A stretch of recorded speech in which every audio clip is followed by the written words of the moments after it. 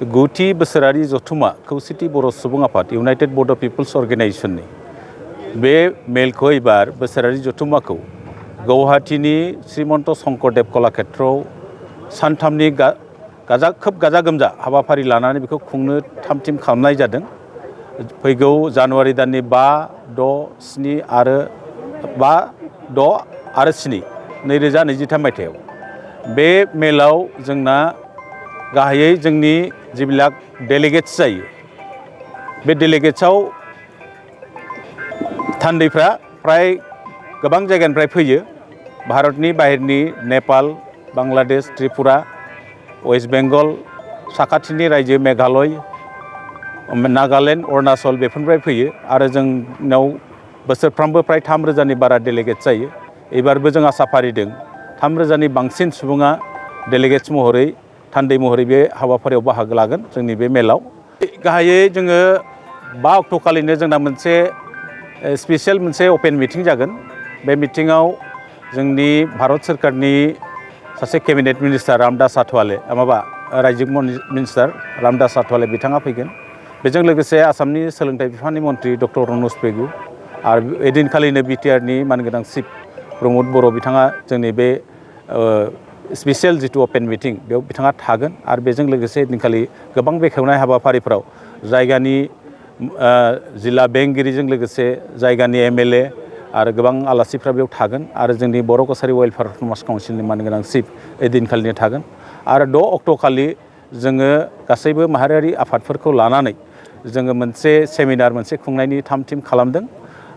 बे सेमिनारखौ जोंना दुलाराय बर' फरायसा आफादनि मानगोनां आफादगिरि दिपेन बर' बिथाङा बेखेवगोन। बेजों लोगोसे जों त्रिपुरानिफ्राय सासे डक्टर लिंकन रियां बिथांखौ जों लेंहरदों आरो बेजों लोगोसे जोंनि सासे साहित्य एकाडेमि एवार्डी डक्टर प्रेमानन्द मुसाहारि सार बिथाङाबो बेयाव बाहागो लागोन आरो गोबां अर्गेनाइजेसनफ्रा बेयाव जोंना बाहागो लागोन जे माहारिखौ जों बोरै दानानै थाम-थिम खालामनाय बेनि सायाव आरो जोंनि बिसेसकै जानो गोनां जिथु डेलिगेट्स बे डेलिगेट्सआव गाहायै जोंनि सावरायनो गोनां बाथ्राफोरानो जाहैबाय जिहेथु जों बिटिसिनि बायजोआव मोनसे आलादा मोनसे गावखुंथाय बर' कसारि वेलफेयार समाज काउन्सिल मोनबाय। बे काउन्सिला दिनै फुरा रोखोमै दाफुंजायाखै दिनैबो बे आद्रा जाना दङ। दा बेखौ गामिफोरखौ सोसननानै समस्तिफोरखौ दाफुंजोबनानै बिसायख'थि फाथिनानै जाहाथे बेखौ गोख्रों मोनसे काउन्सिल दाना होयो बे मोनसे जोंनि डेलिगेट्सआव जायगा मोनगोन सावरायनायाव बेनि थाखाय जों सोरखारनाव डिमान्ड खालामनाया फैगोन। आरो सोलोंथाइ बिफानाव जों सावरायनो गोनां गोबां बाथ्रा दं जिहेथु जोंनि राव हारिया जुदि आरो हारिमुवा जुदि थांना थानांगौबा जोंनि बर' मिडियाम स्कुलफ्रा जोंना थांना थानांगोन जोंनि बिमानि रावनि फरायसालिफ्रा। बे बेलायाव बर' मिडियामनि स्कुलफोरखौ जिहेतु बिसेस कनसिडार खालामनानैब्लाबो सरकारिकरन खालामजोबनांगौ खिन्थु दिनै खालामाखै सरकारा। बेनि सायाव नारसिननाया जोंना बेयाव सावरायनायाव थागोन जोंनि बेयाव आरो गोबां जों आयदायाव सावरायगोन हा-हुनि जेंनानि सायाव सावरायगोन आरो गोबां आयदा दङ बेफोरनि सायाव जोंनि जेবিলাক समयसाफोर दं जोंनि गेजेराव नुजानाय बर'फोरनि गेजेराव बेखौ सावरायगोन आरो जों जाथि हिसाबै बोरै खौसे जानो हायो जाथिनि जौगाथायनि थाखाय जों बोरै खामानि मावनो हायो बोरै ज' जानो हायो बेनि माखासे पलिसि लागोन।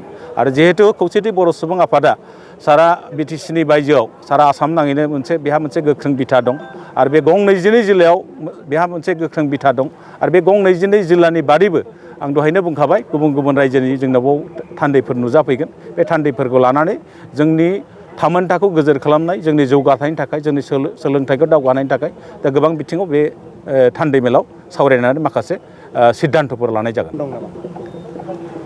ओरैनो गुवाहाटीयाव लानायनि थोंजोङै बिदि जाहोन गैया। जोङो सरासनस्रायै आसामनि दाब दाब जायगायाव बिदिनो मेलखौ खुंबोबाय थायो। एबार जिहेतु जों मोनसे सिन्था खालामबाय दा गुवाहाटीयाव जोंनि आफादनि गुथि बोसोरारि जथुमाखौ खुंनायनि थांनाय कार्बि आंलंनि जिथु जोंना 8थि बोसोरारि जथुमामोन बेयावनो मोनसे थांखि लानाय दंखायो।